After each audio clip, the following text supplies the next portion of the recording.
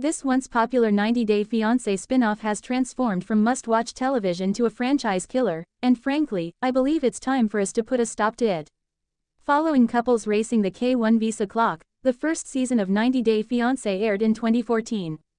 Due to its popularity, it has spawned spin-offs like Before the 90 Days, Happily Ever After, The Other Way, and more, establishing a vast reality franchise.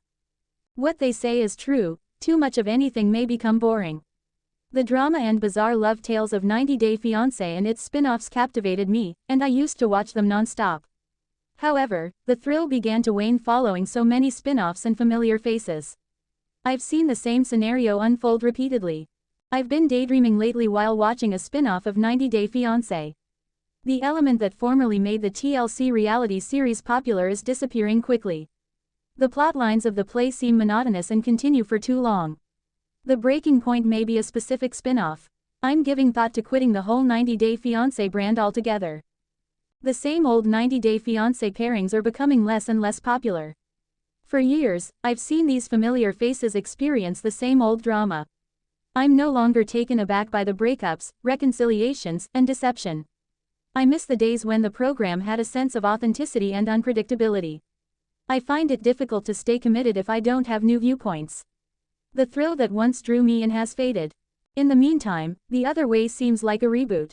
The Other Way is a real change of pace that I like. It's a genuine struggle to watch Americans adjust to living abroad, and I enjoy observing how they do it.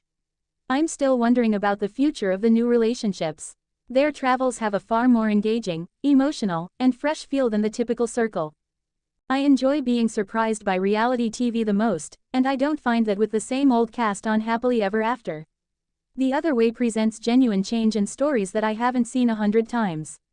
I want honesty and something that feels genuinely fresh, but I also want drama. That's why I keep watching. Even if they don't intend to, the cast frequently ends up giving away their own plots on social media.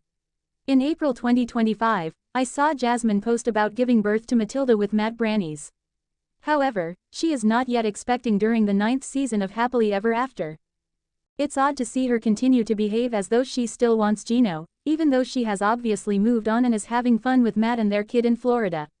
The first person to reveal that Gino was seeing someone named Natalie was Jasmine.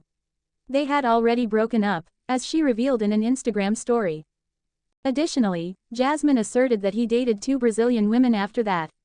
I can still recall reading about Gino's romance with Kelly Wagner, which, according to reports, ended after he was discovered to have been body-shaming her and sending messages to other women.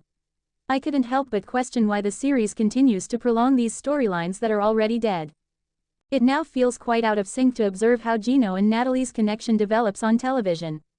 Knowing that Jasmine and Natalie's physical altercation went nowhere makes Jasmine's jealousy and the fight itself appear meaningless. I also read that Gino has gotten over Kelly and is back working on 90-Day Fiancé. I find his tale with Natalie to be worn out and old-fashioned. With their children, Eleanor and Winston, Elizabeth and Andre discussed relocating from Florida to his hometown in Moldova. Despite her family's lack of support, Elizabeth appeared to be committed to the endeavor. They traveled to Moldova by the 4th episode. She seemed to be hoping that the trip will help her decide. When Andre hosted that massive celebration in Moldova to break the news of their relocation, I was there to witness it. Elizabeth appeared to be in such distress. She had been griping about having to share a bathroom with the children and his parents. In fact, she acknowledged that she was unable to comprehend Romanian and had no idea what Andre was saying when he spoke, which made the experience uncomfortable. I've watched Elizabeth and Andre for years, so I was never persuaded that they would relocate to Moldova on 90-Day Fiancé. According to U.S. Sun, they paid about $400,000 for a sizable 3,670 square foot house in Zephyrhills, Florida, in 2022, where they are still residing. Honestly, it reminded me of Lauren and Alexei's story since we were all aware that they weren't going anywhere.